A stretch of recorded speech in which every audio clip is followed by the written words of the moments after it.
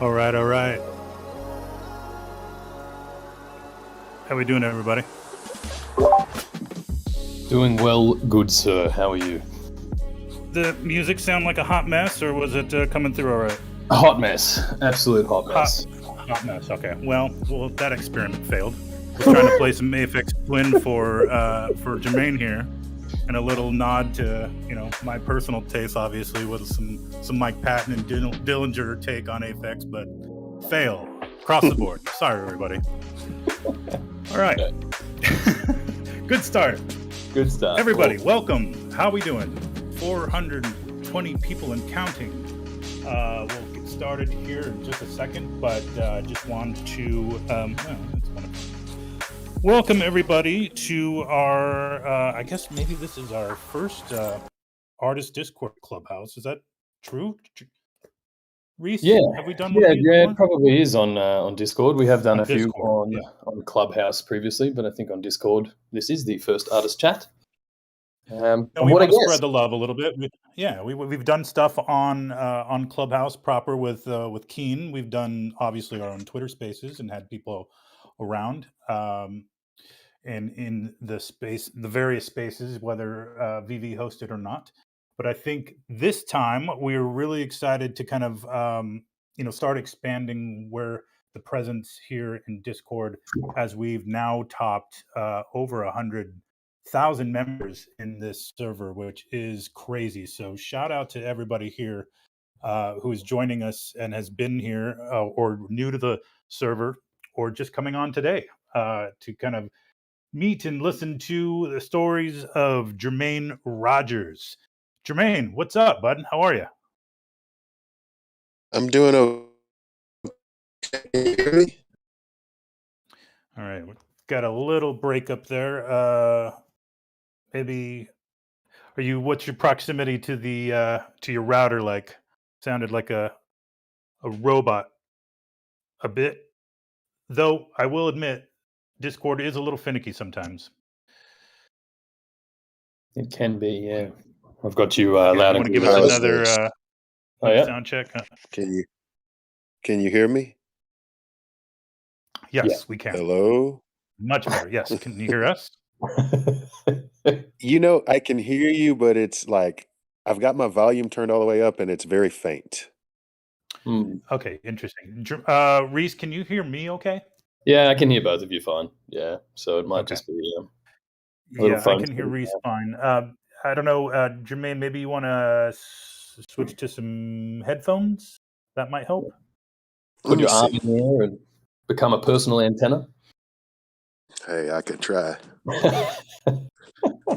In the meantime, big thank you and welcome to everybody who has shown up today.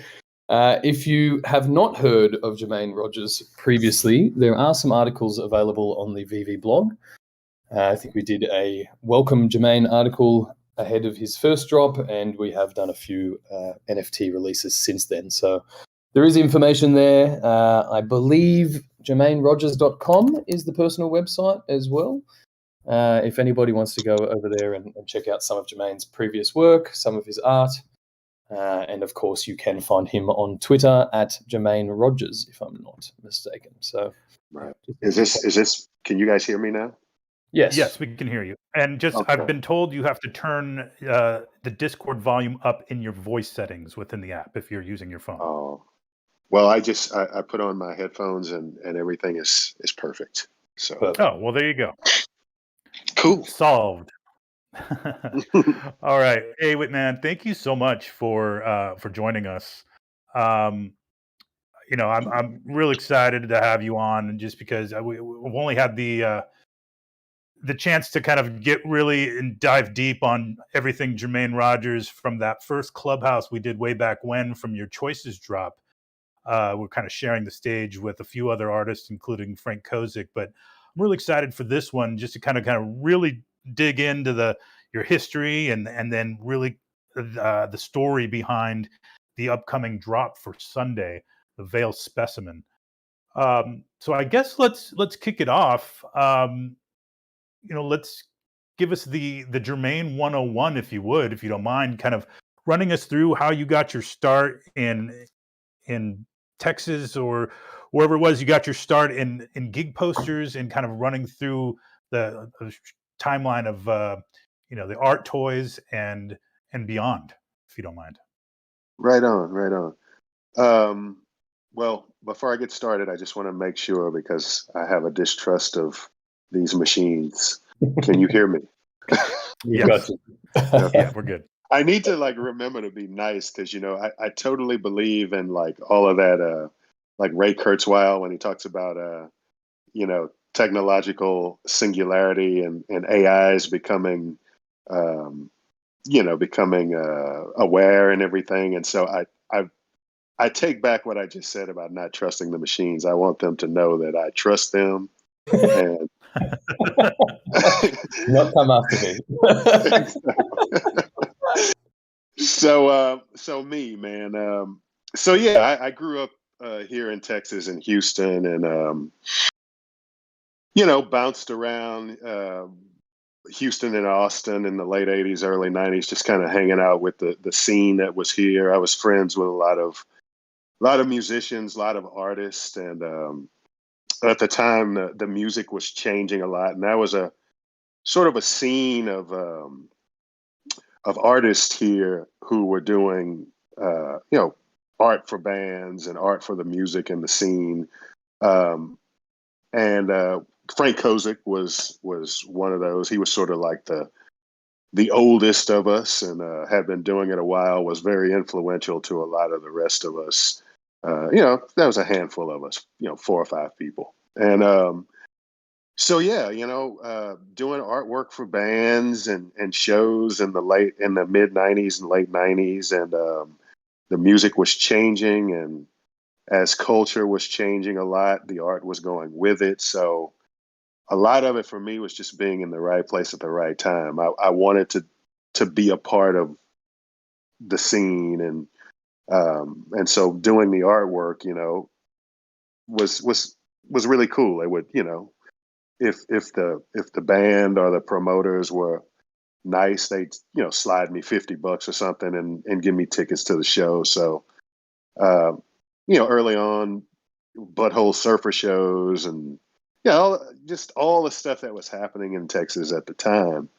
And again, as the music grew, the art went along with it, and so then I was doing artwork for bands who at first were small bands, and they suddenly became large bands, and the art went along with it. And, in the late '90s, I, did some posters for some gigs for bands like Radiohead and Tool and, Jane's Addiction and things like that. And that stuff started to, started to gain some visibility for me. And organically, it just grew to the point to where suddenly I was like, wow, I can quit this day job and focus on the art. And yeah. How amazing of a feeling was that? Like, at the time, obviously this is kind of really before the era of self-promoting your quote unquote personal brand on the internet, social media, etc. Right. And to be able to kind of make that transition from working artist to just artist, that had to be an amazing feeling. Dude, it was really great. And I had sort of kind of fed myself that DIY ethic like my entire my entire teenage years. And I used to, like, my favorite punk rock song is a song called From the Cradle to the Grave by the Subhumans. And Yeah. I believe that every child born in Western society should be made to listen to that song, because that song basically tells you how to avoid the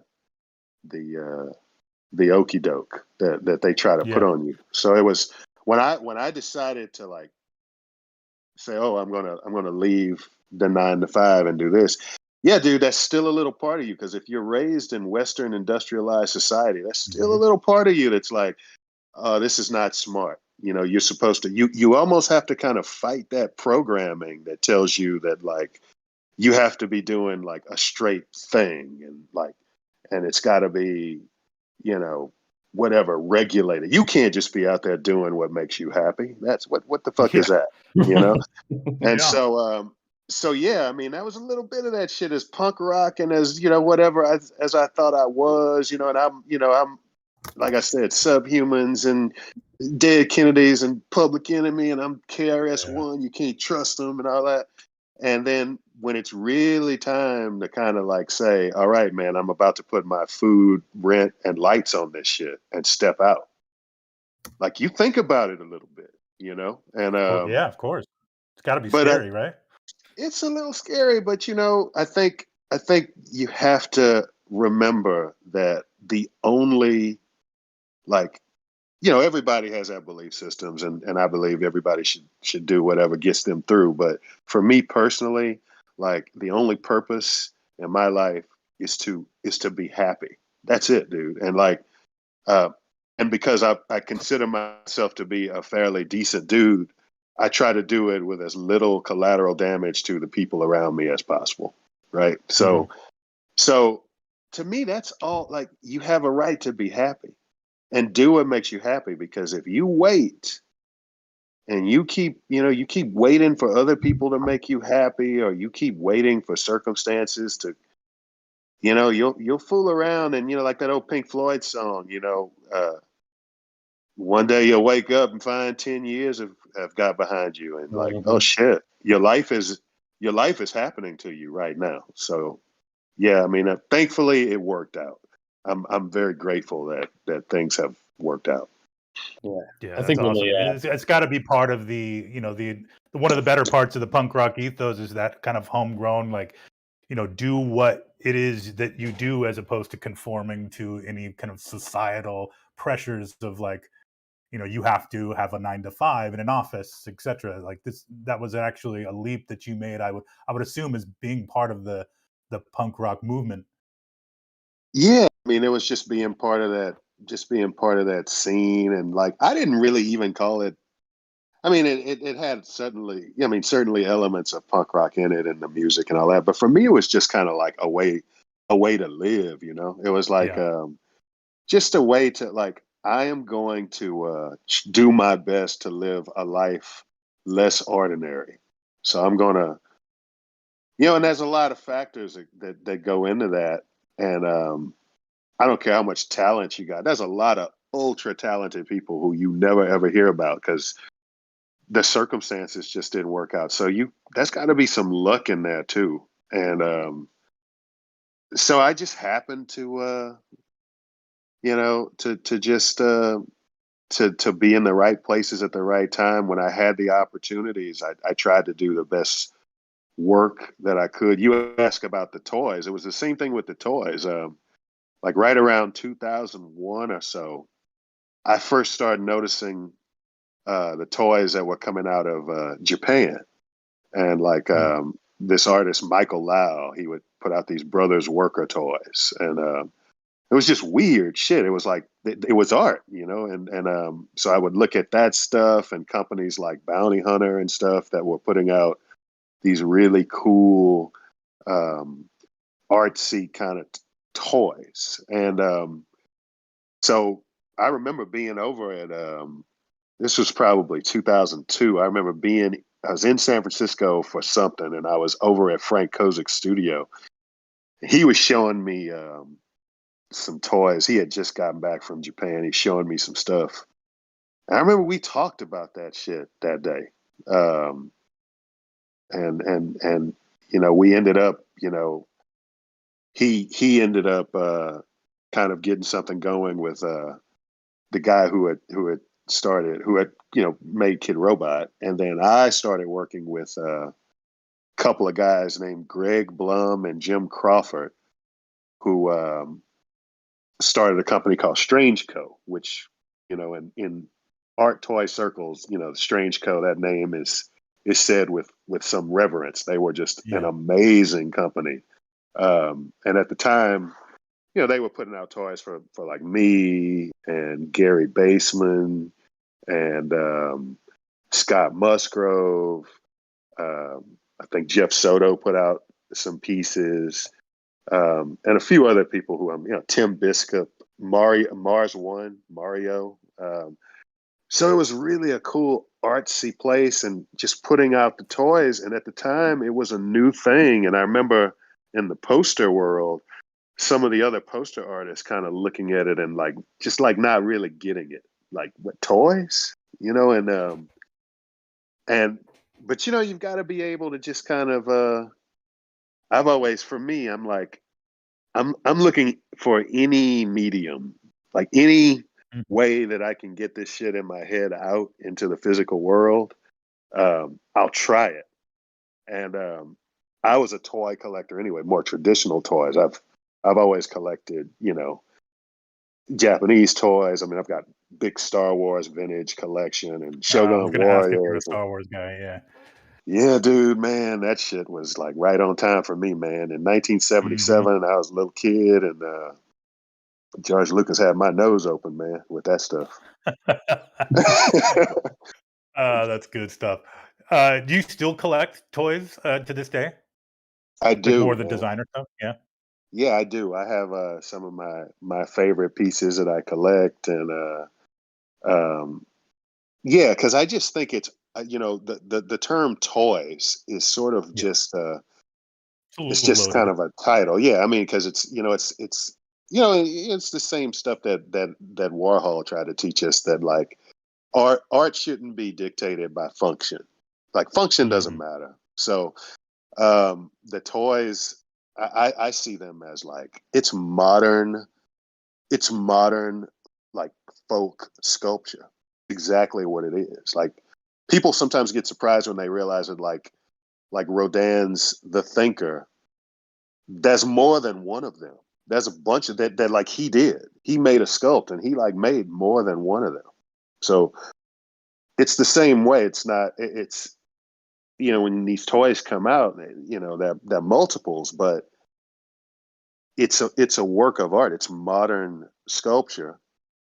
And I just think it's going to be really exciting years from now to be able to look at these things. And it's exciting for artists, because to take your 2D visions and suddenly be able to render them in 3 dimensions is very exciting and opens up a lot of possibilities.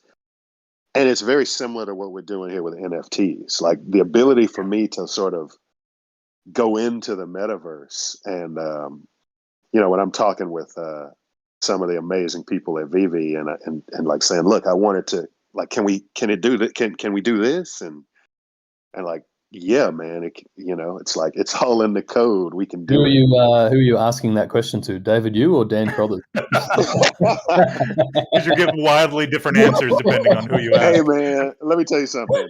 If I ask David, we can do everything. Yeah. We can do anything.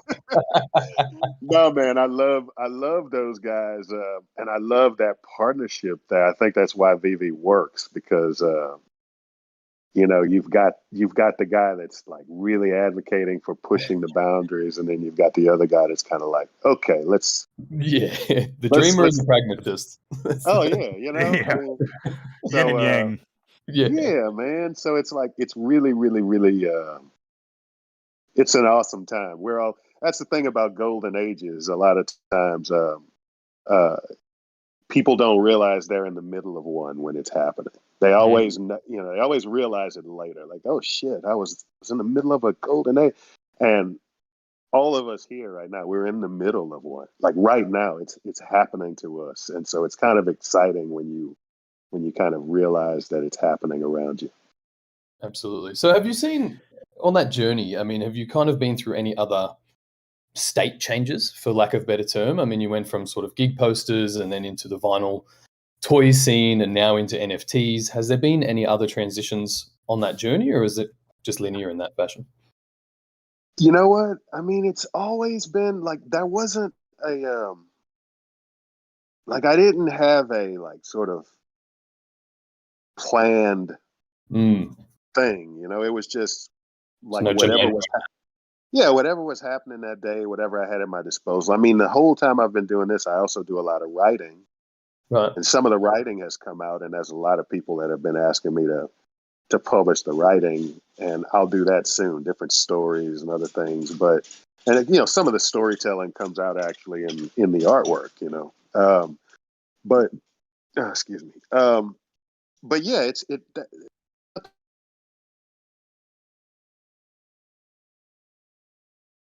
Oops. I think we're losing you again, man. Rugged or some sound issues. Can you hear me? Yeah, there we go. Yeah, now we can. Okay, sorry about that. Yeah, that was nothing really. That was no plan. You know what I mean? Nothing was predicted. So like, as I feel like I want to change, I change. Yeah. And I didn't want to be just tagged as like, okay, Jermaine Rogers, poster artist, or Jermaine Rogers. Like I just like artist is fine. I mean, before it's all said and done, I might be, fucking crocheting stuff. I don't know. Shout out to crochet. Right. Did you have like a ramp up period to kind of wrap your head around NFTs, or was it a fairly easy transition for you? I would imagine, I think with anybody, like unless you're super into the blockchain scene, I think anybody there is a short ramp up period for understanding the concept. But how did it come to you? Were you influenced by your own research or other artist friends who were getting into the scene? How did it work? Yeah, I basically, I had sort of heard about it. Like it's one of those terms that you hear in the wind, and I'm like, yeah, I know that's got something to do with crypto, but I didn't really, because I kind of got into crypto like back in 2016. Like, oh wow, okay, yeah, I'd heard about certain coins, and so I kind of got into it. I didn't get into it, as heavy as I should have, but I got into it enough to where if it ever became something later on, I wouldn't feel like, I'd feel like I was smart, so I knew NFTs had something to do with that, but it was probably similar to a lot of other artists. It was probably like around January of 2021. And I have a friend of mine who's an artist named Alex Party. And he was like on his social media, he was showing all of these NFTs he's doing and like selling them too. Like, and I'm like, I was looking at it and I was like, for really? And he's like, short after that, another friend of mine, Soda. Hey, sorry, Jermaine, you're breaking up a bit there. Okay, can you hear me now? Yeah. Okay, yeah, I'm sorry about that. Yeah, another friend of mine, Jeff Soto, another artist. I actually called him up and I'm like, how's this? I see you just released some NFTs and they sold. Like, how is it? Tell me about it. And so he kind of talked to me a lot about it too, and I didn't need a whole lot of convincing. I mean, I'm like, oh, great, this is awesome. Like, just tell me how to do it, And so Soto sent me. At the time, he was on a foundation, and he sent me an invitation to foundation, and then that was it, dude. My Genesis piece was up on foundation. It sold in 24 hours, and I was off and running, and yeah, and just sort of picking up knowledge along the way. I mean, the curve wasn't that, it wasn't that large for me. I was able to, thankfully, kind of pick it up and have, and be a part of a community. Like I've got a lot of friends who were either getting into it or were looking to get into it. So I remember me and Frank talking a lot, because we had both, kind of gotten approached by VeVe, and we both like, and I remembered suddenly like David Yu, like I remembered him at DesignerCon, and like I was like, oh, that dude, yeah, that dude, he was the dude that was like talking about the election, because if somebody comes up to you in 2019 or whatever, and that telling you, yeah, I want to, like, if you are an artist at DesignerCon and you're like doing a signing or whatever, you get a ton of people that come up to you with ideas. Mm-hmm.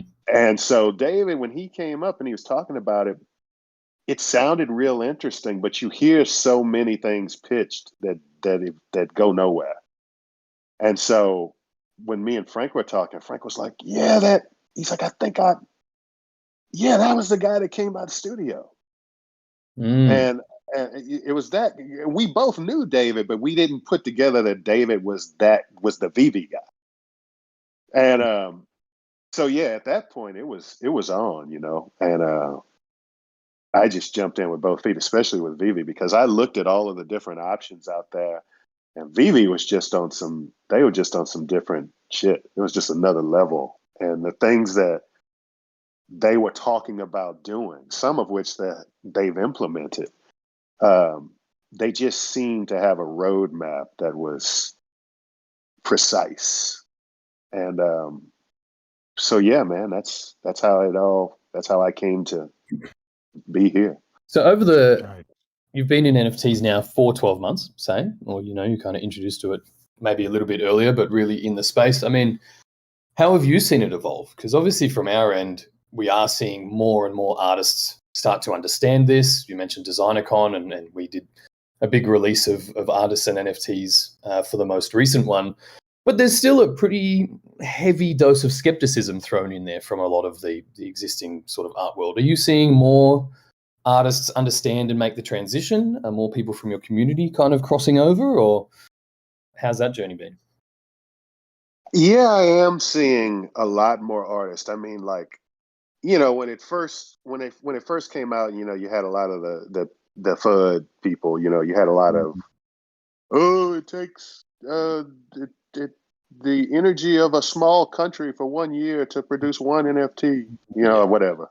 And so that has thankfully kind of went away.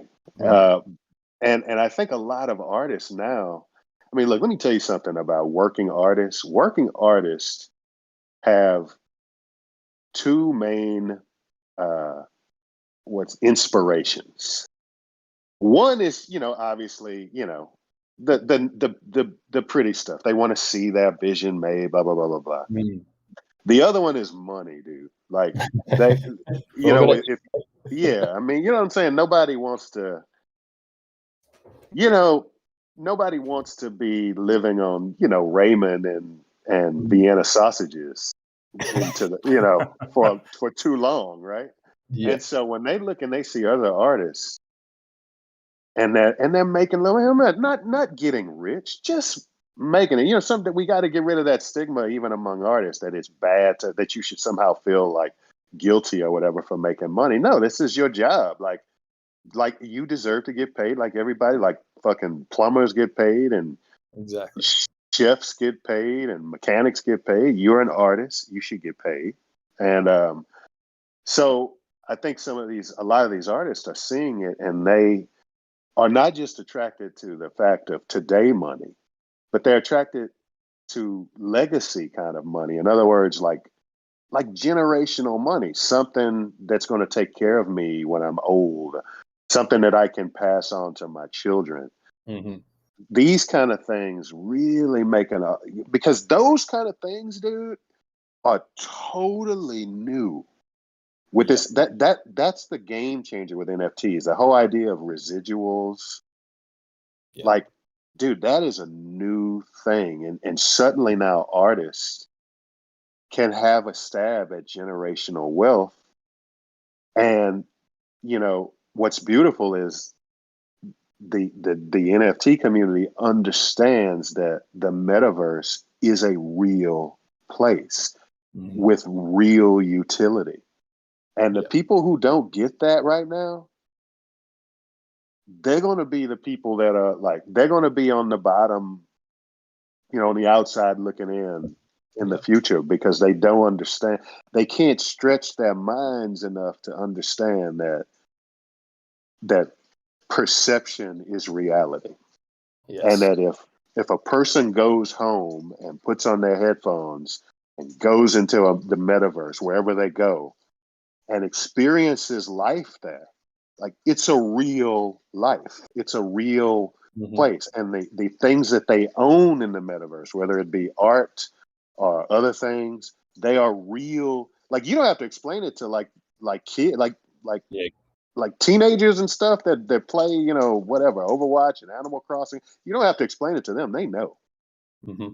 But it's these old people. I hate to say it that way, and I'm not just talking about age. I'm talking about that way of thinking. They're old world people that need to be able to like hold it in their hands and squeeze it for it to be quote unquote real. And those people, they don't understand NFTs. They don't understand crypto. They won't understand that stuff until they're on the outside looking in. Then they'll get it, but it'll be late. Exactly right. Yeah. I mean, as you just said, ownership is a human construct anyway, right? We all agree that someone holds this possession and it's theirs, and that's why they do. So whether that is physical or digital, the same applies either way. But you're right. This is the same transition as any sort of movement or technological innovation. There will always be those on the outside who don't understand because they choose not to, until it does become too late. But right on. Yeah. And alongside this, I mean, obviously you've been introduced to the VeVe fam and probably collected a new audience of fans there. But are you finding the same in the wider NFT community? Because obviously one of the main things that NFTs provide that a physical product is much harder to do is instant distribution, right? Global distribution of your product or your IP. And it is being put in front of potentially millions of faces that may not have heard your name before. I mean, have you seen that followership grow, for lack of a better term? Yeah, I definitely have. And it's really cool, to have a lot of people discover the art. I mean, it's even called a lot of the people who have been introduced through the NFT community have now wanted to become collectors of the physical art. So like the for instance, the Veil figures that I've put out in the past, the physical Veil figures, the physical Choices figures, the physical Darrow figures, like I will say a lot of those physical pieces, new versions of the physical pieces are coming, because there are so many, and there'll be different variations that have not been seen before. Because a lot of people want to now, own that aspect of the creations. But it's introduced the work to a whole new segment of people. And as things are online, it's very it spreads very quickly. It's like Omicron or something. It's like people pick it up and they show it to this person, they show it to that person, and some of the other, I've had a few things that I've put up on OpenSea in the past. I've been very measured with what I put up there because I've been busy with other things, but I've also been biding my time for some other things. But that stuff, as well as the VeVe stuff, the project we can talk about later that I have coming up with Cheech and Chong real soon. All of that stuff is it's just attracting a lot of interest in the NFT community, and it's new. You know what I mean? It's exciting. It makes me feel like it's, for me, it makes me feel like it's like 1993, 94 again. It's just it's a new thing. Yeah, man. It's a beautiful thing. So is it? Let me. Sorry, Reese, go ahead. No, you're right. Go for it. I was just going to say I was going to use that opportunity to kind of reset the room a bit and just welcome Jermaine, and thank you so much for taking the time to talk to us today. I mean, you're, a fan favorite here amongst the artist content that we have on VeVe, and also one of my personal favorites. And then I own some of your work and definitely some of your NFTs. and I definitely want to get into more of what else you're working on now, with the kind of looking through the lens of your journey and how you came up and how you kind of got into the NFT scene.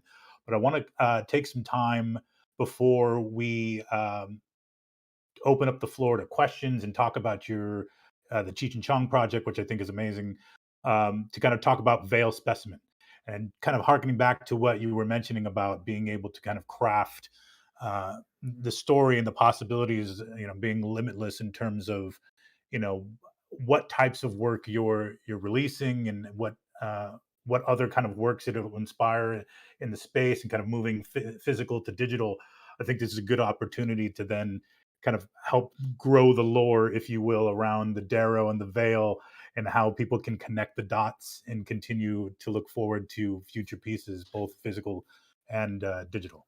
So can you tell us a little bit about Sunday's drop, the Veil Specimen? Yeah, the Veil Specimen, as in the story, the Veil Specimen they are beings that were sort of bioengineered by the Darrow. The Darrow are a pretty weird, mysterious race of beings that do live here on planet Earth, and they have sort of insidiously been involved in a lot of what we've seen in history, human history. There's sort of a hand that reaches in from the shadows and tinkers with things. And from time to time, different human beings in history have known about it. Most of your powerful individuals in history have known about the Darrow. Whether people want to call them a sort of an Illuminati, or some hidden hand behind things, but they are a group of beings that are older than humans. They've been here for a long time, and the Veil were their creation, sort of bred workforce for them that handle all types of things for them, minor and major things. Some things that they've done have been very, very questionable things. There have been there's some lore that indicates that the disappearance of the Mayan civilization, that the Darrow had something to do with that, and that perhaps the Veil were the ones that sort of instigate that were sort of used to kind of do that, and so they are, obviously bred to be very subservient and loyal, and they do what they're told. But this series 1 that we're releasing is subtitled Deviants. And these are 4 different Veil. As you know, the names of the Veil, they are Veil Specimen, and their names are the numbers. The numbers denote the chronological order in which they were produced. So, for instance, Specimen 72 is the 72nd Veil that the Darrow, produced out of their laboratories. And these 4 Veils that we'll focus on in this cell, they were pronounced eventually, all of them, as deviant by the Darrow, because they something went wrong. Something went wrong, and these Veil, started to sort of wake up and realize that something is not right about this. You had some, there are 4 of them, and they all, have lived at different periods through history. But some of them were sort of started to develop, for lack of a better word, a conscience, and realized that some of the things that they were being asked to do, it bothered them. Others were kind of, woken up by other beings, including some human beings that they interacted with. All of them, their whereabouts are unknown. and at least one of them is rumored to be deceased. But these are the 4 Veil that we will release, and these Veil, if they, when they have interacted with humans, especially, they have been very, very passionate in their words to humans. I don't trust the Darrow. Don't trust them.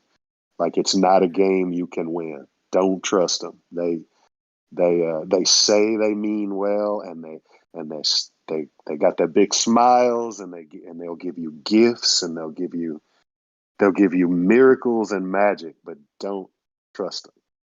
And so that's what you'll be looking at with these first 4 Veils. You'll be looking at four particular Veils that were deviant from the Darrow's point of view.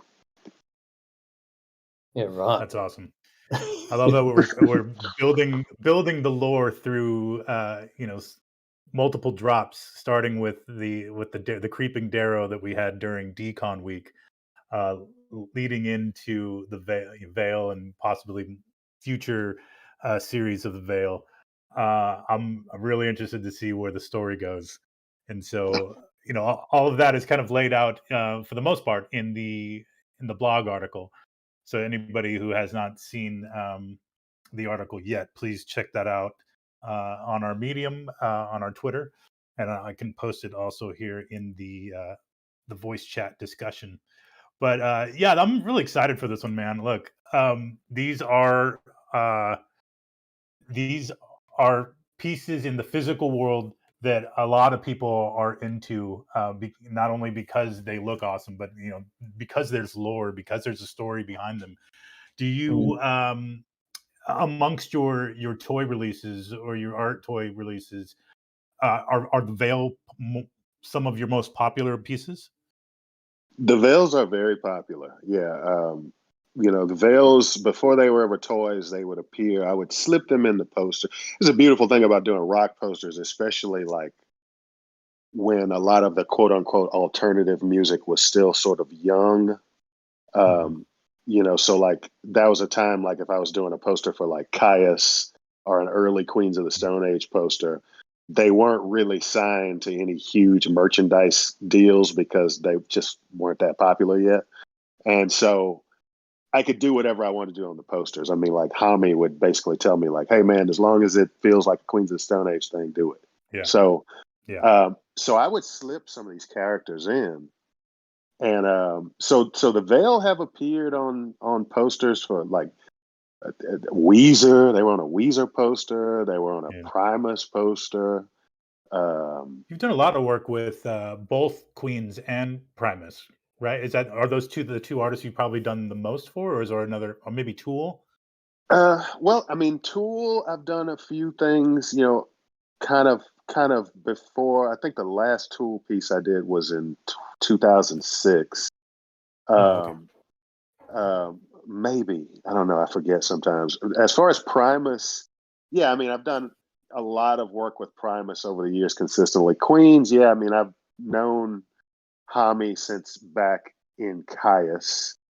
And so yeah, I've done a lot of work with them. I've done a lot of work for Ween.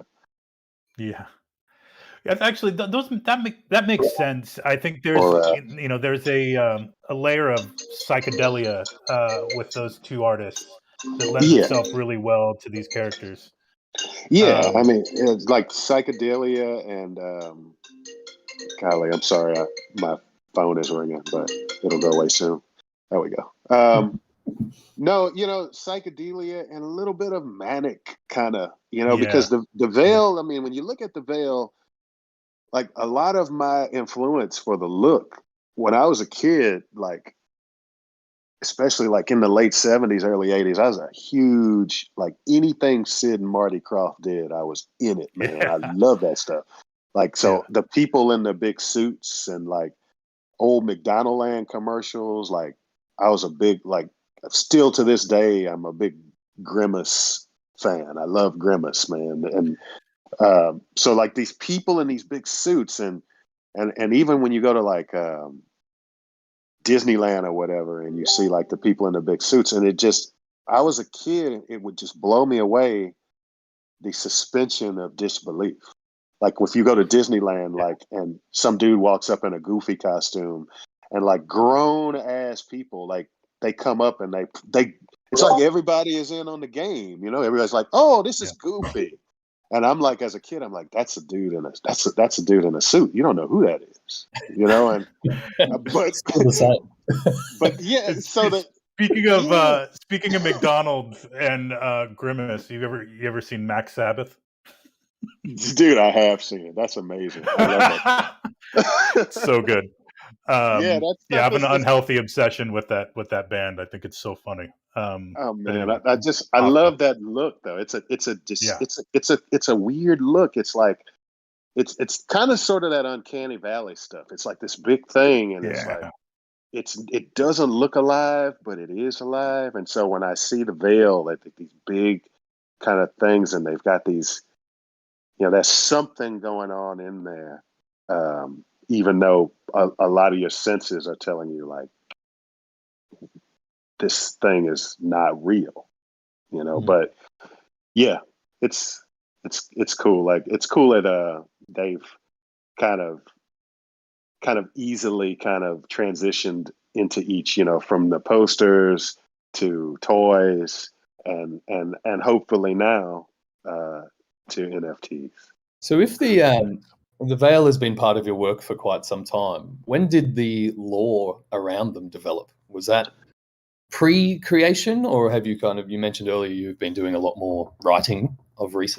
Yeah. Is that It was yeah, pre-creation, man. Oh, while I've still got old notebooks. When I was in high school, I would sit and in class, I would just write down these long, epic stories, dude, like of how, you know, like there's one very detailed story, and it actually is, some of the story is on the box artwork of the very first Veil figure that I released in 2006. The very first Veil figure I released was Veil Specimen 129. And Veil Specimen 129 is actually being released this Sunday through he's one of the four. He's the pink one. And so I don't know if anybody has ever seen that. I might have just gave it away. yeah. Anyway. No, I put out the article. So what you're saying then Okay. is that is the first appearance of the first appearance? Is that what the what we're yeah. getting at? Yeah. The first appearance Yeah, of okay. it as a toy. You know, when it was a physical toy back in 2000, whatever. And on that box, there was a little blurb on there of 129 speaking to Vincent van Gogh. He realized that Vincent van Gogh and a lot of the trouble that Vincent was experiencing, it was somewhat Darrow related, and so he was trying to, in many ways, save Vincent and try to get him to save his mind, you know, to keep him from going completely off the end. And so yeah, that is a story that I had, you know, been writing to myself when I was like 16, 17 years old, like listening to, you know, I'd put on like I mean, I'm 16, I'm 15, 16, 17. I got some, like, you know, I got a Rush record on and I'm writing these epic, you know, I'm listening to Rush singing about Bytor and the Snow Dog, right? And so I'm like creating my own stories. And then like, as I created the stories, I literally started to get attached to these characters and they became real to me. So these characters, some of them have been with me for a long time, and it's really cool to see them materialize in different ways, and then to see other people like kind of like get it, you know, other people are like, oh yeah, that's cool. That's really satisfying. That's awesome. I'm really looking forward to this drop, man. And I think with that, and Reese, unless you have anything else, Let's do a quick. bring some people up. Yeah, absolutely. Yeah. Okay, cool. So actually, before we do that, we're going to bring some people up. In fact, I know somebody. I know one or two of our mods have questions specifically. So Wham, if you want to come up, and then you can help us monitor voice chat. But while we do that, I have some lightning round questions for you before we get into the audience questions. Okay. So, and these aren't one word answers. It's just whatever comes to your mind. All right. First paid gig poster. Butthole Surfers. Nice. Favorite gig poster. I can't choose. That's like asking me who my favorite kid is. All right. Fair enough. All right. Yeah. Minor Threat or Fugazi? Oh, I'm going to say Fugazi. Yeah, same. All right. This is obviously a selfish question, but Fishbone or Bad Brains? Golly, I got to go Bad Brains, man, but I love Fishbone. I mean, they're the OGs, right? I mean, you kind of have to go OG. Okay. Now, you had hit me up at one point when I was talking about in the Twitter space about singing Moon Age Daydream at bar. And you said it was your second favorite Bowie song. What is your favorite Bowie song? Okay, so let me just say that Moon Age Daydream, let me just say that my favorite Bowie songs, they move like as my life goes on, they change sometimes. I feel you. Moon Age Daydream was my favorite Bowie song for many, many, many years. But man, recently in the last year or so, Drive-In Saturday is my favorite Bowie song. Oh, wow. It's weird. That's a deep cut. Nice. I like that. Yeah. Do you are you generally a huge Bowie fan? I mean, obviously we see your profile picture with the Aladdin Sane take here. Yeah, man, I'm a very huge Bowie's one of my main reasons that I got into music related artwork, rock and roll artwork, was because when I was a kid, I used to stare at my mother's my mother had a copy of Diamond Dogs, and I used to stare at that cover. And I used to try to, dude, to me, in my humble opinion, it's the greatest rock and roll album cover of all time. Wow. That's just to Jermaine, though. And that's because of what it meant to me. It totally there was a story there that he was so badass enough that he didn't really even tell, and it also teaches you how amazing restraint is in your art. You don't have to tell everything. And so he to me, when I actually did his last U.S. tour that he did was in 2004, and I did the poster for the last date on the tour. And after the show, I was backstage with him, and I said, you know what, man, I just have to say this to you, in my opinion, after Jimi Hendrix, man, you are rock and roll. And he kind of laughed and looked over at his assistant, and he said, I like this guy. And he was that dude. It was just to be able to create work for any of his thing. And that dude, I'll say this and then I'll shut up about Bowie. Just try to understand that between 1971 and 1981, that dude had a string of records consecutively, any one of which could have been the greatest record of another band's career. I mean, you think of Ziggy Stardust, Hunky Dory, Aladdin Sane, Diamond Dogs, Station to Station, Heroes, The Lodger, Low, Scary Mom. How do you process that? That dude was amazing. I mean, that is a string of albums that is maybe only rivaled by Stevie Wonder, I think, in that run of right. 5 or 6 albums that were just absolutely genius. Man, you're exactly right. I can go on about this all day, but let's finish up the lightning round and we'll move on to questions because this is real self-serving. Okay, Neil Peart or John Bonham? Oh man, Neil. I'm sorry, I love John Bonham, I love Zeppelin, but Neil all the way. Okay, all right. Favorite non-Jermaine art toy? Tara McPherson did a figure, a Kid Robot Black figure called, I think it was called Lilitu. And that's my favorite figure Nice. in toys. Yeah. Also a VeVe artist, or has appeared on VeVe, rather. Yeah. Yeah, Nice. she's a badass. We'll have to hit her up to see if we can get that piece eventually. Right on. All right. Well, that brings us to the end of the lightning round. Thank you so much for indulging me on that. Okay.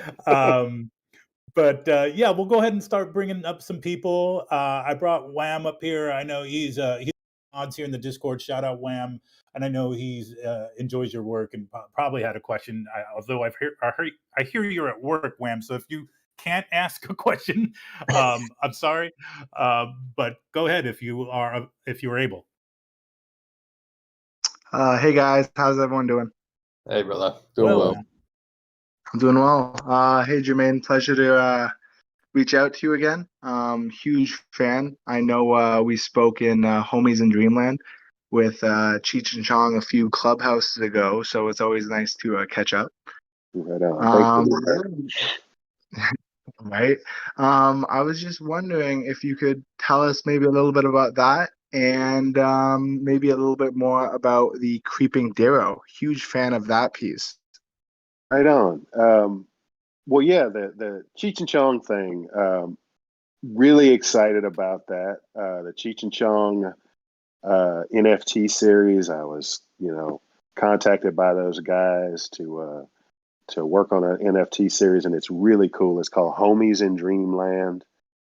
Basically, Cheech and Chong, they take a couple of puffs on a really weird joint, and it transports them to Dreamland. And this series shows you some of the characters that they meet there. There's a handful of really cool, distinct characters, and just a lot of time and energy have been put into it. I really hope that everyone listening, that you go check it out. It's a great it's a great series. You can look for it on the Discord, the Homies in Dreamland Discord, at Homies in Dreamland on Twitter, and there's going to be a lot of utility. Each piece, if you hold on to the piece that you purchase for a year, then you'll have that plus 9 additional pieces of art, because over the next year there will be airdrops of 8 additional pieces of art, which will be Cheech and Chong poster designs by artists such as Billy Perkins, who've worked with them in the past, and some of the perks will involve video chats with them and just all kinds of cool stuff. I really urge everybody to look into it. If you like my work, the Jermaine vibe is there.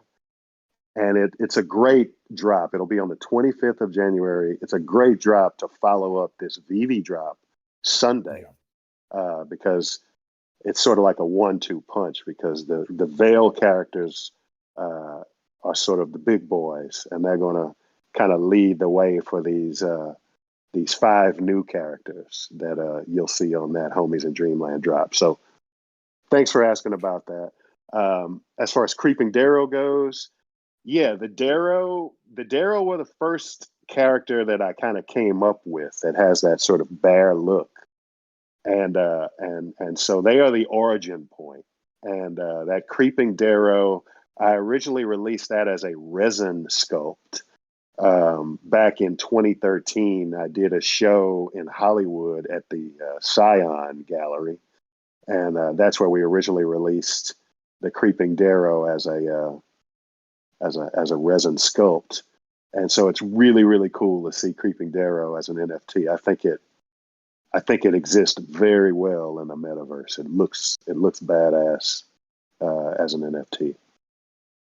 Yeah, I tend to agree. Especially that creeping one that we released on VeVe is especially haunting. It's crazy. It's crazy. But yeah, the Homies in Dreamland thing I think is awesome. I was in the Clubhouse last night for that Clubhouse discussion, and just to hear those guys talk about their old stories, and growing up with them, as a Mexican American, kind of that was like the the stoner humor of the day. It was like, kind of forbidden by our parents because it was like, drug related, and but it was, it was so funny. It's still so funny, even though like I'm not even a big smoker, but like just that they just nailed that whole vibe and really Right. kind of set the tone for any kind of stoner humor that followed. Uh, And those so they dudes, are. I'll say this too, just quickly. Those dudes like are the real deal. Like I've worked with Cheech before, but like you heard it yesterday if you listened on. They just those dudes have been outliers and going against the mainstream since before a lot of us were even around. They've been and so of course, man, they when I first met them, of course they were into crypto and NFTs. They had been watching NFTs and like licking their lips, like, how can we get into it? How can we say something? How can we put the Cheech and Chong vibe in that form? So for me, it was a really special thing. And they gave me a lot of creative autonomy to just like create this world and these characters. And I'm telling you, man, the whole team, I mean, myself and all of, the people at NFT Catcher and everything, we really are trying to create. This isn't like, oh, let's create an NFT series for Cheech and Chong and then move on to the PFP, next one. random PFP project. Yeah. Yeah, No, this thing you can is, tell it's different for sure. yeah, Yeah, it's really, really cool stuff. And there's some other artists involved as well, right? Some guest artists, I believe, like Mumbot and who yeah. else is? There's a handful of guest artists involved. Who Mumbot is amazing. That Yeah, she is something else, and like they will be involved, and they will be putting out one of one pieces. I think I can't remember. I think it's like 12 or 13 one of one pieces. Um, wow. so it's going to be really really cool, and it's got the whole, obviously, it's a Cheech and Chong series, so it's very like, if you're a stoner, you'll feel right at home. There's a lot of that's basically what it is. And Dreamland, I always say Dreamland is a step away. It's like Dreamland is all around us right now. The key to get in is just kind of taking a drag on the right Just the on the coke right away. herb. And Yeah. Yeah. that's right. You're puff away from Dreamland, and then you meet these characters. And I think these characters, are going to be they're going to be around for a minute. I think they're really good characters. I'm prejudiced about it, obviously, but I think they're really cool characters. And there's even a couple of characters that we're not. If you want to go over on the Twitter, you can see some sneak peeks of some of the characters. Just go over to the I Homies like the in gummy Dreamland bear Twitter. looking one. Yeah, that's Yummy. Yummy the gummy is Yummy. actually he is a CBD gummy bear, and he real sweet dude, just real kind. Everybody loves him. And if you talk to him long enough, you realize his real dream is to one day become a real bear. He dreams about that shit. Like, maybe one day I can be a real bear. But he's a gummy now, and in the series, he'll come in different incarnations. He'll come in different flavors. And he's just one of the characters, Yeah. That's him and four others, and then there are another couple of characters that we're not really showing any sneak peeks of yet. Like, again, if you want to see sneak peeks, you can go over on the Twitter at Homies in Dreamland and see Right some on. of the sneak peeks. There's a couple we're not showing because we're saving those as a surprise for the moment. Nice. Yeah, I think it makes total sense as a project as a whole, and I think what you've brought to it is amazing. But it also makes sense on the level that Cheech himself is a huge art collector. He's like a big Yeah, art guy, and he is a I real didn't know dude. that until a few years ago. But he's like deep in the scene. Like he has galleries. He has like an amazing collection, from what I hear. Yeah, He yeah, curates, like Chicano art showings, and so yeah, he's definitely of the scene. So NFTs are probably an easy transition for. But oh yeah, yeah, thank you for kind of go into that. I think for anybody interested, go check out the Twitter and the Discord. It's definitely cool stuff. But let's go ahead and move on to bringing some people up on stage. It looks like we got Claire up here. Claire, did you have a question for Jermaine?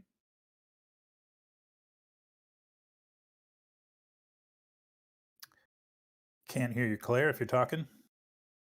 Let's do a bit of a push to talk or Push something. to talk, Claire? No? All right. While you figure that out, let's go to him. HIM. Hello? If you haven't been up on stage in Discord previously, fam, you may need to go to your settings, just where you can see your username there, and there should be a push to talk function that you can toggle on and off. That may be the deciding factor on whether we can hear you. Okay. We'll keep it moving then. Sorry. That's fine. While we do that, if you want to bring a few more up, Alex, I have had one question from the community. Jermaine, have you got a favorite VeVe collectible, whether it's in your collection or something that you are currently eyeing off? You know what? I'm gonna have to say I'm a comic book nerd. Okay. From way back in the day. And that Fantastic Four #5, that's just really, really cool. That's really, yeah, man. That's, Dr. Doom is like, I know Disney and Marvel had to get all of the stuff straight, because they didn't own the rights to put him in the MCU. Now they do because they bought Fox or whatever. But Dr. Doom to me is like the most underrated character in the Marvel universe right now. Like Dr. Doom 100%. Is like, he is the dude. Like he is, you remember back in the 80s when they did the first Secret Wars series, like Dr. Doom was the dude that fought the Beyonder dude. Dr. Doom was that dude that was like, hey, nobody wants to do it, I'll do it. And so, yeah, when I see that first appearance of Dr. Doom, that's probably the one piece on the VeVe thing. That and also the partners piece, because I'm a big Disneyland nerd. I love Disneyland. Nice. So, you walk in Disneyland, you see that sculpture in real time. And so to see it as a collectible is pretty special. Yeah, that's the one I covet. I didn't pull the trigger because it was decon weekend and I just got too busy, but man, do I regret that. But all right, cool. It looks like we're going to try again for some people on stage. Him, are you there? Hey, can you hear me now? There we go. Yeah, hey. Thank you. Perfect. Thanks for your patience, and thank you for sharing your time with us. Right on. So I was just looking at the Medium article for the VeVe drop. The specimen 129 doesn't have the number 72 etched on its head, but I was looking at your toys on your website, and it does. I'm curious if there's any information the team or you can share about that. Very, very, very, very good observation. Yeah, we actually talked about this. There was a time when we were trying to decide, and I was trying to decide whether or not I was going to have the 72 on the forehead, and I chose not to because this is 129 at the period where he was just waking up, so he hasn't done that yet. The 72 is actually okay. So here we go. So the first Veil specimen that we're releasing is specimen number 72. He was the first, and I shouldn't say he because these things have no gender. This Veil was the first one to openly wake up, the first one to question things and to be outwardly, somewhat subversive. Later on, other Veils who also chose to stand up and resist, they would carve his number onto their foreheads as like respectful sort of homage to that first one who stood up and said no.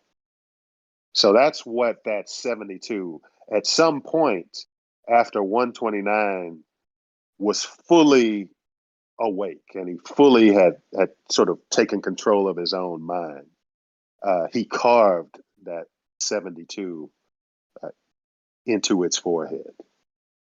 And so that's why we don't see it in the VeVe release, because in the VeVe release, we're seeing these Veil Specimen just as they're waking up. And when we talked about this, I think me and Alex actually talked about it. We both said that in future incarnations, when the story has developed more, in NFT format, then you'll see later renditions of some of these characters, and you'll see some physical changes. Not just that, you'll see other physical changes as well. But it's cool that you caught that. We discussed that at some length. We did, and I was so excited to kind of learn that, with the release of future series of either Veil or other characters from this storyline, that the lore will continue to unfold, and you can kind of see it unfolding in real time, so to speak, with each of these drops. So yeah, definitely stay tuned, because it's a whole universe of push and pull, if you will. You may have just started a new sect of the cult in the VeVe fam too, just so you're aware. Yeah. Right. All right. Well, thanks, Sam. Appreciate it. Let's move on to let's try Claire again, if you got your push to talk working. Oh, can you hear me now? There we go. Yes. Hey, Claire. Yeah, yeah. I've had to change headphones. I don't know what's going on, but anyway, sorry about that. First of all, Jermaine, just want to say I am a massive fan, and I fell in love with the Choices pieces, and I did buy Creeping Darrow, but honestly, he does genuinely spook me out. I had to wake up. I used to wake up in the morning and check he hadn't eaten all my other collectibles.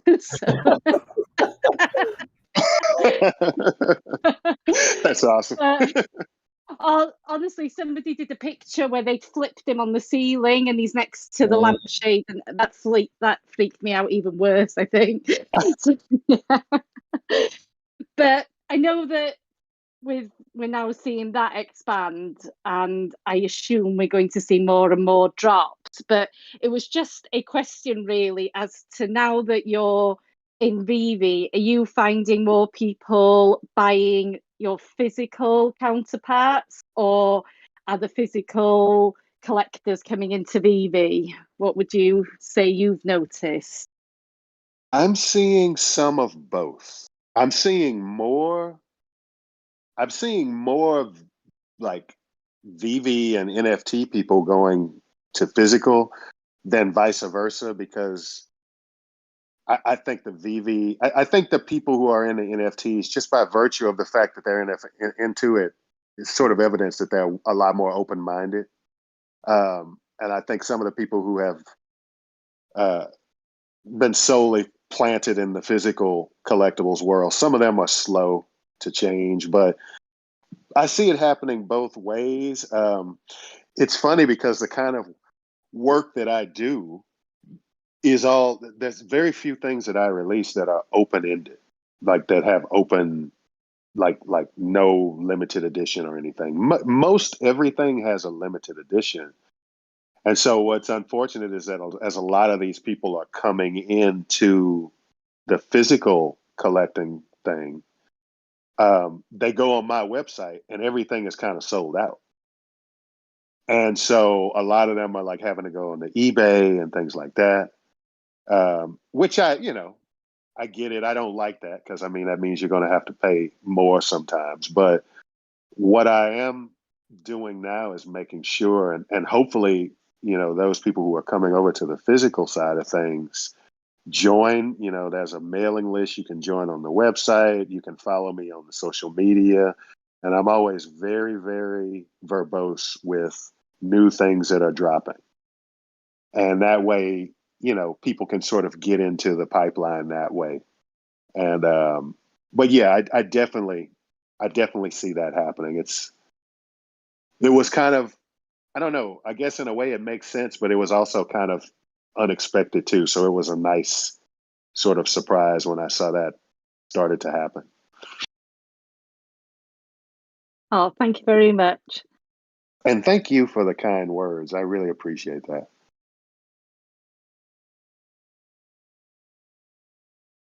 Awesome. Got someone else lined up there, Alex, for the next one. Yeah, let's move on to no credits left. Hey guys, Jermaine, awesome stuff. I'm most impressed by the lore, by the legend behind your work, and I'm a visual artist myself. My medium is video. So what I get is how important that is, and like the reason Star Wars was so successful 40 years ago was because George Lucas had fleshed out this entire universe and a much larger story.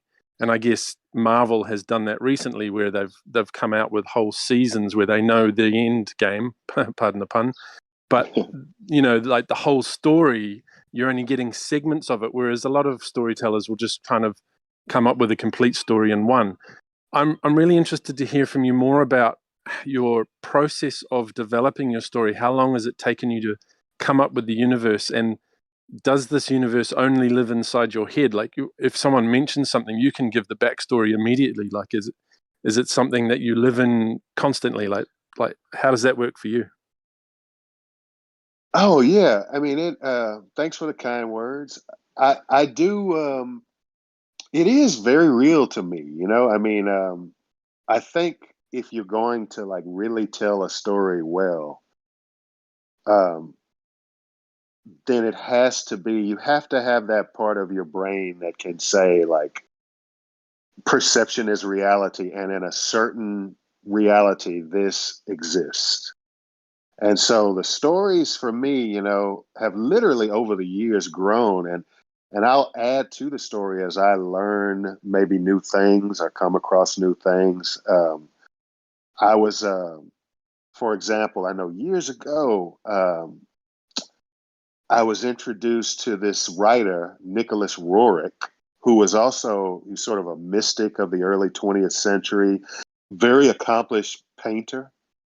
But he also took a lot of expeditions over to Tibet and to Lhasa and to different places and parts of the world that were sort of off limits. And he was given access by the people there. And he would write these really cool anecdotes of like, different mythologies and what people believed in, and certain things that he claimed that he saw. Like he claimed that he saw a group of monks create a talpa. A talpa is a being that is created by thought form. Like supposedly you can concentrate enough and strongly enough and at a certain level to where you can bring a physical being into existence and it will serve you.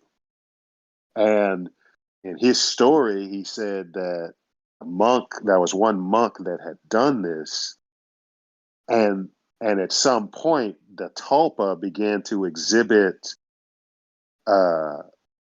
behavior that showed that it was becoming sort of sentient. It wasn't obeying rules. It was doing things it wasn't supposed to do. And so the monk tried to send it away, tried to, make it not exist anymore. And he couldn't do it. So literally there had to be a group of monks that surrounded this thing and like aggressively wished it back into non-existence. Like, so this guy would write about stuff like that. And I Wow. would read that and just be fascinated. And then these elements, then I would go, well, what if this was a way that the Darrow created certain beings? And so I would add to the story, and it's it's sort of a shadow thing that walks with me in my whole life at this point. Like that story is always there.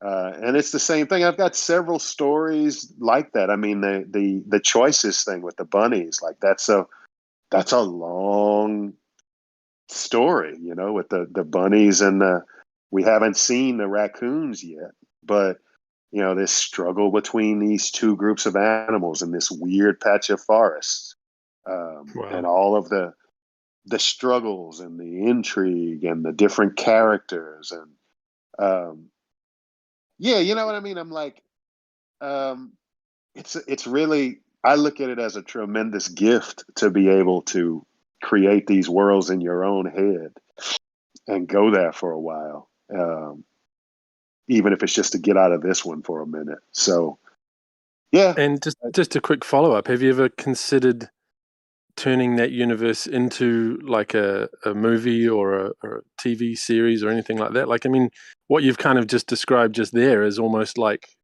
the synopsis of Pokemon or something like that, you know, where someone comes up with this concept and then they flesh it out.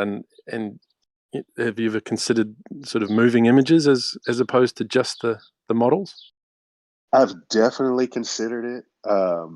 My curse is that I've always been so busy, and that it took me a long time to understand the need to get people around me and to kind of sort of delegate creative things to them. I'm so, like a lot of artists, you create this stuff and you jealously guard it.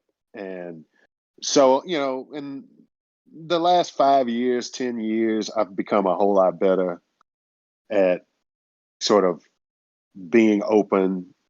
And so now it's just, and I can't be so busy all the time, like to where I can't pay attention to these things. But I've had other entities. I mean, I used to have a booth for like a dozen years. I had a booth at San Diego Comic-Con. I would end up going out there.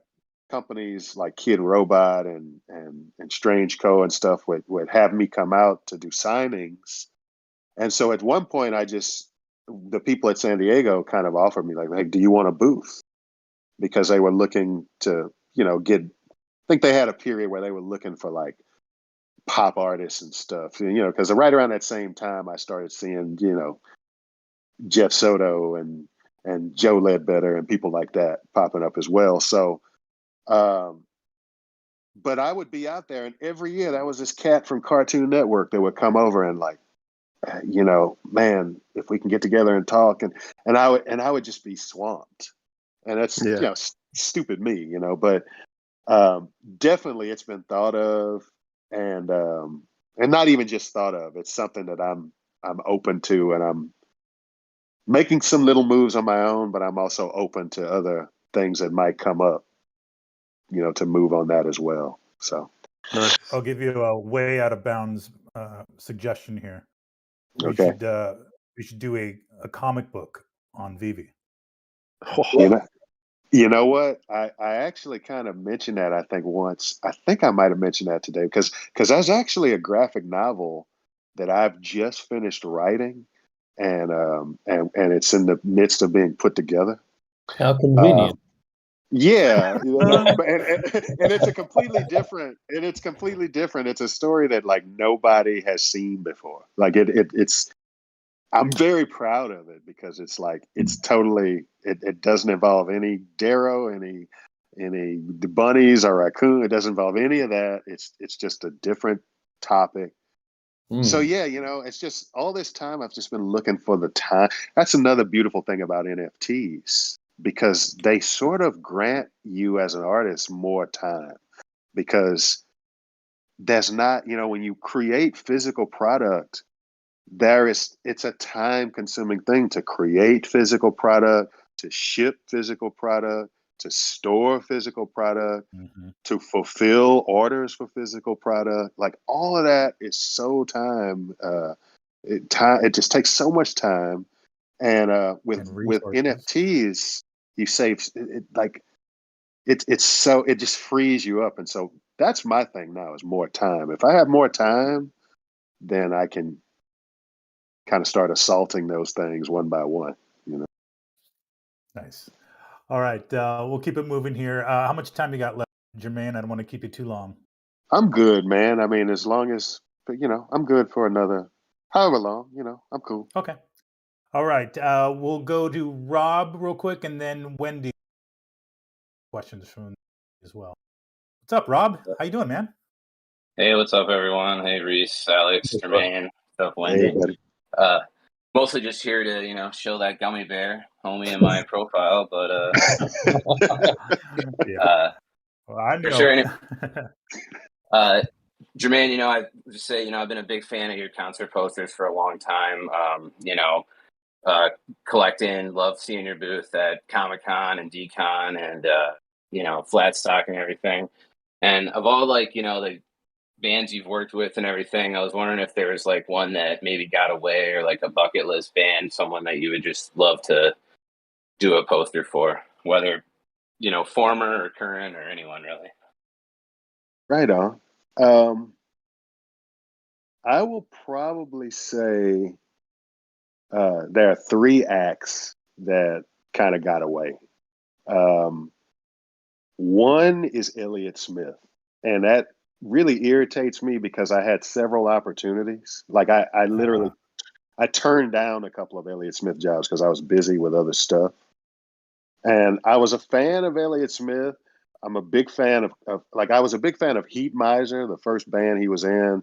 I'm a fan of his solo stuff. I'm a fan of Quasi, one of his bandmates from Heat Miser, Sam Coombs and his ex-wife Janet Weiss from Slater Kinney. And I just kept putting it off, thinking like, yeah, I'll do an Elliott Smith thing sooner or later. And then we unfortunately, we know what happened. And so that shut the door on that when he passed away. And then Pete Seeger. Not Bob Seger. Some people think I'm talking about Bob Seger. No. I do like some Night Moves, but I'm not talking about Bob Seger. Night Moves, man. Night Moves is one of those jams, like if it comes on in the car, you got to drive around until it's over. Oh yeah, there's no stopping the car on that one. Yeah, but anyway, Pete Seeger. I desperately wanted to do something for Pete Seeger because I really admire that guy and I love the music. I think his record, he put out a record called American Industrial Ballads. I think it's the most punk rock record ever released. If you haven't heard it, it's called American Industrial Ballads, and it's him basically doing all of these like union and work rights and protest songs that he learned from American history. So I mean, there's songs in there like there's one song in there called "Let Them Wear Their Watches Fine," and it's written from the perspective of a factory worker around the turn of the century. And the last line of the song, he says, "Let them wear their watches fine, their rings and shiny things. When the day of revolution comes, we'll make them shed their pretty things." That's like the most punk rock shit I had ever heard. Like, and it's from this, and it's like from I think he recorded the record in the 50s or something. Mm-hmm. Yeah. So the fact that I couldn't, he lived to be like almost 100, I think, if not more. But I didn't get a chance to do anything for him. And then Gil Scott-Heron. Oh yeah. I so badly wanted to do something for Gil Scott-Heron, and when he passed away, that was so sad. I was actually living in Brooklyn when he passed away, and about 2 days after he passed away, there was a service bureau, like copy shop that I would go to on 7th and Carroll in Park Slope, where I lived. And I walked in there, and there was this older African-American woman, and she was printing out, she was picking up an order for the little funeral flyer, like the little papers that everybody gets at a funeral. And it was for Gil Scott-Heron. And I'm like, "Oh, are you family?" She's like, "Yeah, he was my, I think she said that was her brother. He was my brother or something like that." And she gave me, I still have it. She gave me one of the pamphlets and invited me to the funeral. And oh wow. Because I told her, I was like, "Dude, that dude is so Gil Scott-Heron, man. Not enough people know. If you don't know about Gil Scott-Heron, go listen. It ain't just the revolution won't be televised. It ain't just that. That's cool. I love it too. But like, Dude, really, Home is Where the Hatred Is gets me every time. Dude. Home is Where the Hatred Is, and Sign of the Ages. He says in Sign of the Ages, he says, he's like, nobody will miss you when you're gone. It's like written from the standpoint of a person. And he's like, and you realize no one will miss you when you're gone. So you cry like a baby or you go out and get high. But there ain't no peace on earth, man. Maybe peace when you die. Like it's this, and it's this beautiful piano behind it. So yeah, the fact that I didn't get a chance to do something for Gil haunts me. So it was probably those three.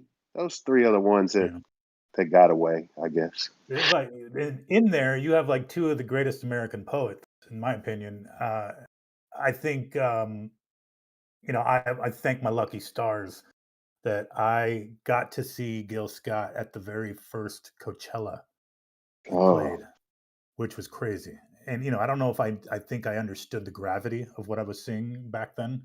But I don't know. I can't remember when he passed, but just diving deeper into his records, man. Yeah, that is a good conversation we should have at some point. Is the most non-punk rock albums ever, Exactly. or song.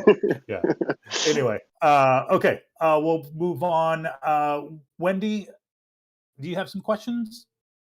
I do. Either from yourself or the audience. Hi, can you hear me? Yeah. Hi, Wendy. Hi, Alex. Hi, Jermaine. So I was wondering about your artwork because I have seen that in all your pieces, the eyes are the things that call more the attention. And for example, in the Assassin, you have the black eyes in the eyes of the bunny. So I was wondering what is the meaning for you of the eyes? So there is a special meaning or it's just pure coincidence? That I don't think, but I would like to know that. Right on. Thank you. No, I mean, it definitely is done with a meaning. Part of it is really scientific. The kind of animals we are, the first thing that we connect with when we approach another animal are the eyes. And so I think any artist or anybody who creates visual content, it's always a good idea to learn like how your viewers naturally work, how their bodies naturally work. Because if you know what the eyes naturally see first, or what the eyes naturally gravitate towards, then that's the shit that you can kind of, you can kind of go in and tinker with things and kind of get the desired effect that you'd like. So to me, eyes are really important because that's usually where people go to seek some sort of connection with whatever they're looking at. And if I can make some really expressive energy in the eyes, then the character suddenly becomes more than just some thing that Jermaine created. You might be able to get some sort of connection with it, So it's done on purpose. I pay close attention to eyes and I pay close attention to hand, especially when designing figures. Eyes and hands, to me, a lot of the personality comes out in those two places. So for the black eyes of the assassin, what is the reason? Because I have seen that all the bunnies in VeVe has like red eyes, but that's the only one that has like black eyes. So what is the meaning of that? Well, you know what? Part of it is that I don't know, the bunnies, the reason that I've always given them red eyes is okay, so I don't want to give away all my secrets here. I'm sorry. But I'll just say this, that when I draw the bunnies, for me, what I enjoy doing in art is creating weird juxtapositions. So like I like to take this little cute bunny and do things to it so that when you see it, I mean, there's a part of you that goes like, oh, it's cute. But then there's a part of you that goes like, something's not quite right with that bunny.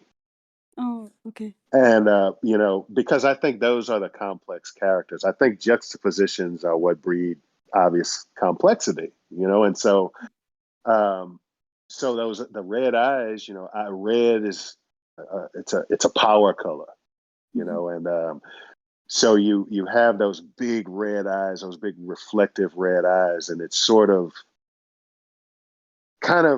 kind of dilutes a lot of that cute little thing that's going on with the bunnies. It's like, okay, and you can't really identify. It's really interesting. You know, like we did, you know, we as human beings, like we look for,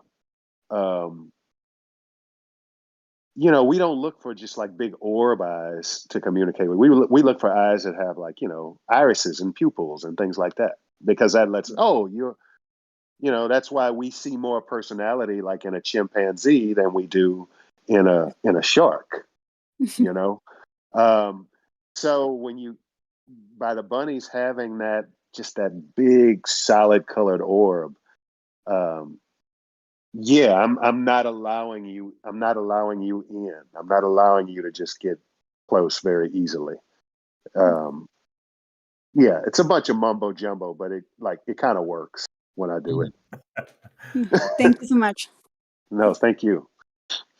All right. Let's go with Nofat. How do we say that name? Oh, it's NFT. It's John. Oh, it's John. It's hello. Trojan John.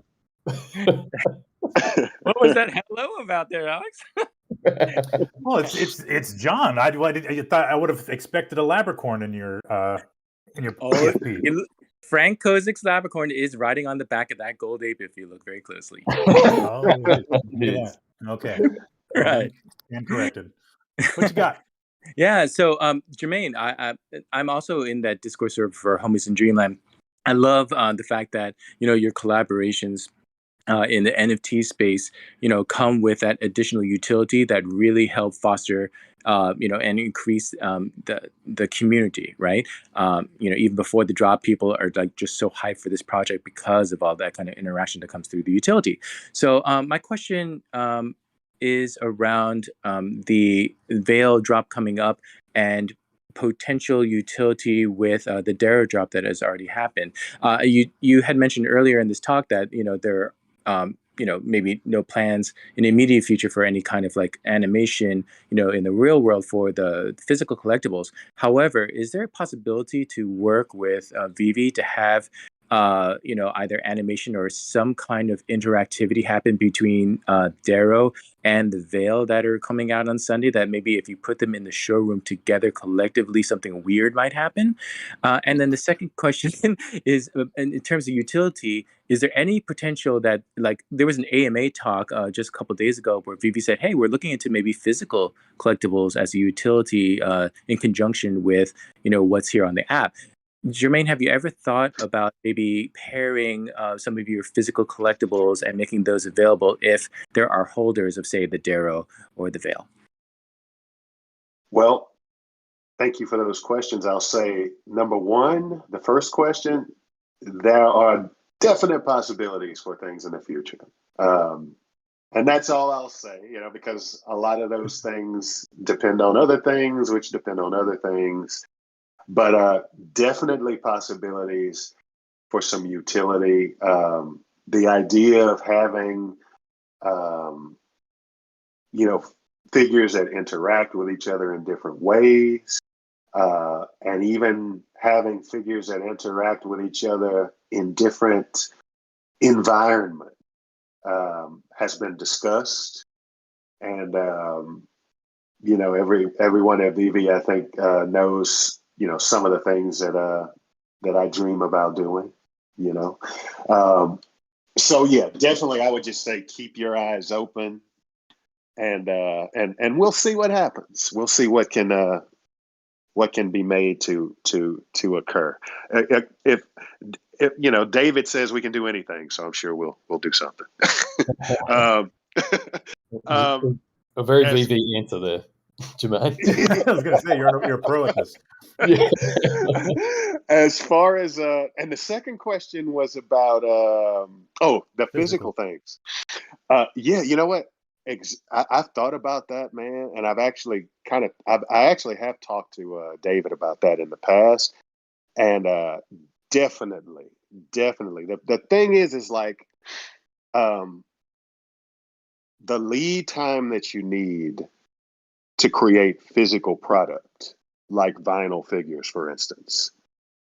You know, it's like, conservatively speaking, it's like 9 to 12 months because, you know, you've got to obviously have the sculpt done. And now it'll be quicker on things like I'm going to actually do some new variations of the Veil Specimen 72, for instance. And it'll be quicker because those sculpts and all of the molding and the tooling, all of that already exists at the factories. So they can just get right into basically producing the figures. But even then, and especially with COVID and the slowdown in not just the factories, but also in shipping, that's the thing, is the lead time. So you know, you've got to have these figures ready to be able to implement those sort of things. At least I like to, because I don't like promising, like I don't like giving IOUs to people, because like anything can go wrong, right? And then you got some dude that's like sending you like threatening emails, like, you know, because, you know, he wants his fifth. Yeah, you said you promised, you know, and I'm like, so that's why I kind of like to have all of everything there ready to go. But yes, you said it perfectly in your question, man. That is definitely something that I'd like to do. I'm just waiting to have everything lined up. You've got to have the product, and then you also have to have the VeVe project in question, you know, identified and in action for us to kind of do it.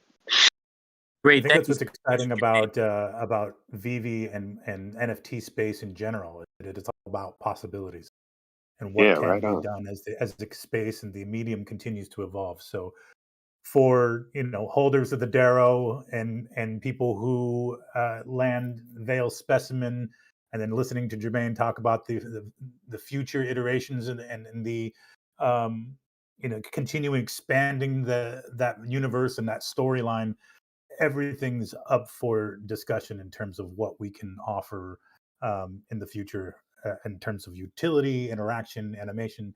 But that said, there is a bit, although I wouldn't qualify it as utility per se, there is a little bit of an Easter egg on these Veil Specimen, and you'll just have to see when they drop on Sunday. Alex, with your nuggets, you know that's. I am the Nugget King. You are. So thank you very much. Appreciate it. Thank you, John. All right. Do we have any other questions? Have you been looking at voice chat by chance, Reese? I have not. No, I think okay. All right. Well, we'll go ahead and bring up. Well, go ahead and bring up a few others here just to quickly ask a few last questions, and then we will kind of wrap it up. And there she is, everybody's favorite art lover in the community, OBL. What it do? OBL, welcome. What's the crux? Can you hear me? Yeah, we've got you. How's it going, everyone? Thanks for having me up, dudes. Hey, girl. See you. Hey, man.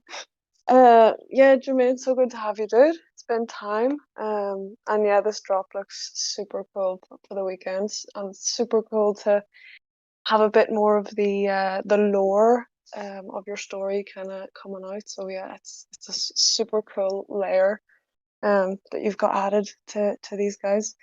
But my question to you is, I know we obviously the VeVe collectible side of this, of what we're all involved in, is a super huge part right now, but we're kind of moving towards VeVe's version of their own metaverse and their own sort of digital universe. And I'm assuming that, again, imagination and speculation at this point, but I imagine that everybody who's kind of involved in VeVe will have, you know, their hand in the VeVe-verse in some way. In regards to like a Jermaine Rogers section or sort of universe or land for these characters to live in, is that something that you've kind of thought about over the years? Like, have you got this world and this you know planet or whatever it would be, is it something that you've thought of, or is it something that you kind of have to, or maybe would have to think fresh about? Well, I have thought of it, and I have talked about it with people at VeVe. Like me and David had a nice conversation about it recently. So yes, that's as much as I can say is without yes. without prying obviously too much and not wanting to push any buttons. Sorry guys. No, it's all good. It's like I definitely have been wanting to. I definitely would love the idea of a certain part of the VeVe verse being an area where these beings can live, and where people who are partial to these beings, maybe who own them and want to come and hang out, that they can kind of go into these areas and interact with each other. I like that whole idea. Like I said, I'm an old school. I love, ever since I was a kid, I love amusement parks. And to me, like, one of these days, I'm like, shit, if I ever get like independently wealthy, I'm going to open up like a Darrow amusement park, or even like a Jermaine themed, Jermaine themed like putt golf place, where it's just like, because there's so many characters, like, and the people, those of you out there who like have followed the posters or who also follow the toys, you know that there's a ton of characters that I haven't even mentioned that they know, like characters that that I want to bring in, and that eventually will show up in VeVe. When Squire. Exactly. Yes. Squire, and that's one that it's going to be real interesting to see how the VeVe family reacts to that, because Squire is one of those characters that he's polarizing for sure. He's very polarized. I remember like when I first released Squire back in 2005. And I remember there was this one guy. I was at San Diego Comic-Con. I was doing a signing at Strangeco, and there was this one guy who came up, and he was there with his wife, and very heavy collector. He still collects to this day. And he's like, "Hey man, I just feel like I need to tell you, because my conscience is bothering me. Like, I buy everything you do, but I didn't buy Squire because my wife won't allow it in the house." And she looked at me and she's like, "I love the work. It's beautiful artwork, but it's just too disturbing." And it's just not allowed in my house. Just one step too far. Just a little, yeah. And when you look at Squire, it's funny because there isn't one like detail you can point to on Squire that's really disturbing. It's just the juxtaposition of the two things together. That's what freaks people out. And the beautiful thing about it is that juxtaposition. And for those who don't know what Squire is, just go Google Jermaine Rogers Squire and you'll see what we're talking about. But that juxtaposition is not a new one. That juxtaposition has freaked people out, man, all the way back since like in ancient Mesopotamia, like ancient Egypt and ancient Assyria. There were like stories about like the dog men and the, ancient Eastern lore, like in ancient Eastern ideas of hell.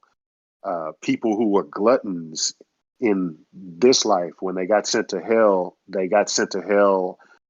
as these beings that had like cow, like the bodies of a cow, and then the regular head of a human, and they were like cursed to like just eat forever, like just eat and eat and eat.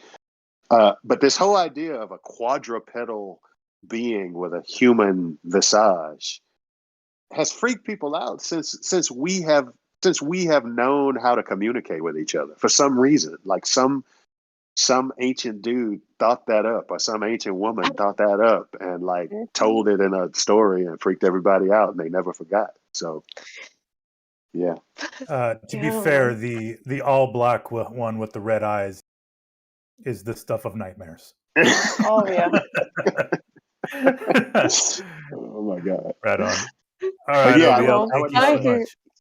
Yes, thank you guys. Appreciate you. Cheers, dudes. Take care. Let's see here. Let's try to get one more in if we can. I know we're running real long, and I appreciate your time, Jermaine. I don't want to keep you too long, but Wubba, what's up? Hi, can you guys hear me? Yeah. Thank you for selecting me, and thank you, Jermaine, for sharing your story. Every time I listen to you guys and other artists, it's inspiring. I don't really have a question, but I have an idea to share. So when I was reading the Medium article about your drop, I thought, what if in the future, in the VeVeverse, we can have these creatures, these specimens, just pop up randomly in the woods, in the VeVeverse, and our avatar can go and capture it. And once we capture it, we can buy it as an NFT. That would be awesome. And also, as I was listening to your stories, what if your stories play out in the VeVeverse? So the Creeping Darrow came out and created all these specimens, whatever the storyline is, and we can go and play as a game, maybe, and as a quest. And at the end of the quest, you win an NFT. What do you guys think about that? That sounds awesome. That sounds awesome, man. Like, I love that. I love the possibilities that this whole medium offers. Things like what he said. I mean, who knows if we'll do anything similar to that or what? But